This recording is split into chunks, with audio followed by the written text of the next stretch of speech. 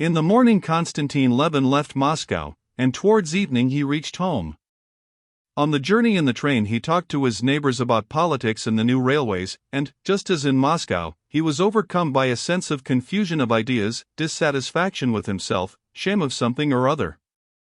But when he got out at his own station, when he saw his one-eyed coachman, Ignat, with the collar of his coat turned up, when, in the dim light reflected by the station fires, he saw his own sledge, his own horses with their tails tied up, in their harness trimmed with rings and tassels, when the coachman Ignat, as he put in his luggage, told him the village news, that the contractor had arrived, and that Pava had calved, he felt that little by little the confusion was clearing up, and the shame and self-dissatisfaction were passing away. He felt this at the mere sight of Ignat and the horses, but when he had put on the sheepskin brought for him, had sat down wrapped up in the sledge, and had driven off pondering on the work that lay before him in the village, and staring at the side horse, that had been his saddle horse, past his prime now, but a spirited beast from the dawn, he began to see what had happened to him in quite a different light.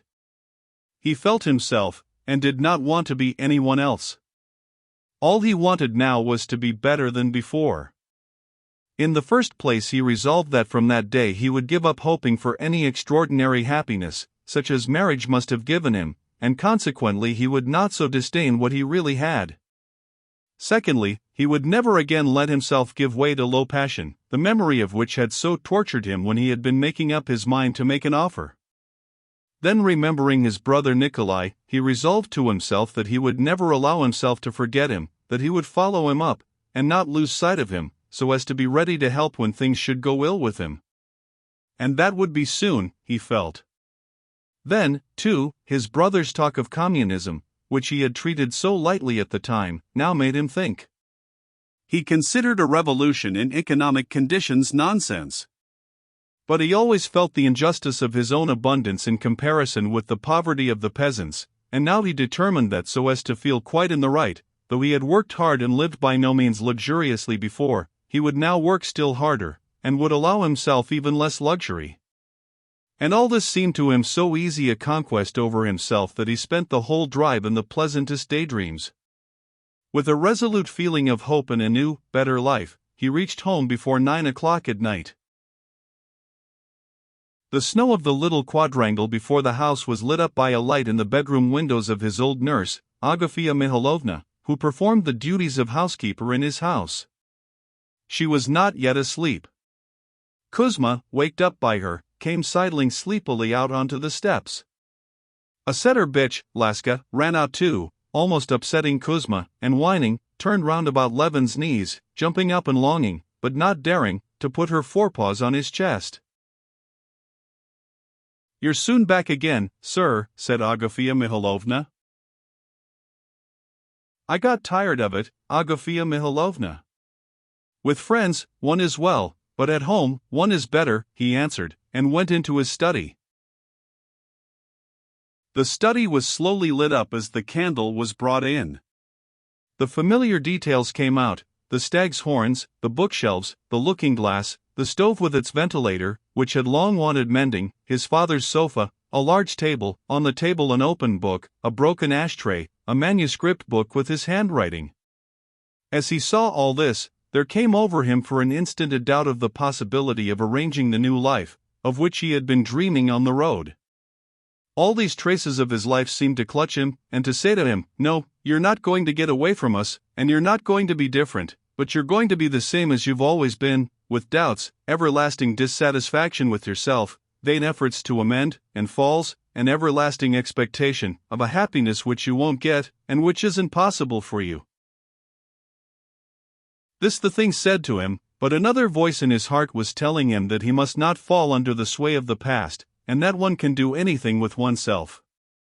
And hearing that voice, he went into the corner where stood his 2 heavy dumbbells, and began brandishing them like a gymnast, trying to restore his confident temper.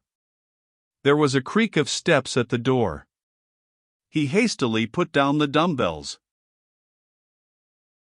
The bailiff came in, and said everything, thank God, was doing well, but informed him that the buckwheat in the new drying machine had been a little scorched.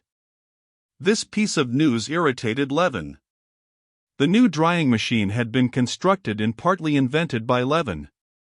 The bailiff had always been against the drying machine, and now it was with suppressed triumph that he announced that the buckwheat had been scorched. Levin was firmly convinced that if the buckwheat had been scorched, it was only because the precautions had not been taken, for which he had hundreds of times given orders. He was annoyed, and reprimanded the bailiff. But there had been an important and joyful event. Pava, his best cow, an expensive beast, bought at a show, had calved. Kuzma, give me my sheepskin. And you tell them to take a lantern. I'll come and look at her, he said to the bailiff. The cowhouse for the more valuable cows was just behind the house. Walking across the yard, passing a snowdrift by the lilac tree, he went into the cowhouse. There was the warm, steamy smell of dung when the frozen door was opened, and the cows, astonished at the unfamiliar light of the lantern, stirred on the fresh straw. He caught a glimpse of the broad, smooth, black and piebald back of Halanka. Berkut, the bull, was lying down with his ring in his lip, and seemed about to get up, but thought better of it, and only gave 2 snorts as they passed by him. Pava, a perfect beauty, huge as a hippopotamus, with her back turned to them, prevented their seeing the calf, as she sniffed her all over. Levin went into the pen, looked Pava over, and lifted the red and spotted calf onto her long, tottering legs. Pava, uneasy, began lowing, but when Levin put the calf close to her she was soothed, and, sighing heavily, began licking her with her rough tongue. The calf, fumbling, poked her nose under her mother's udder, and stiffened her tail out straight. "Here, bring the light, Fyodor, this way," said Levin, examining the calf. "Like the mother. Though the color takes after the father, but that's nothing." "Very good. Long and broad in the haunch." "Vasily Fedorovitch, isn't she splendid?" he said to the bailiff, quite forgiving him for the buckwheat under the influence of his delight in the calf. "How could she fail to be?" "Oh, Semyon the contractor came the day after you left." "You must settle with him, Konstantin Dmitrievitch," said the bailiff. "I did inform you about the machine." This question was enough to take Levin back to all the details of his work on the estate, which was on a large scale, and complicated. He went straight from the cowhouse to the counting house, and after a little conversation with the bailiff and Semyon the contractor, he went back to the house and straight upstairs to the drawing room.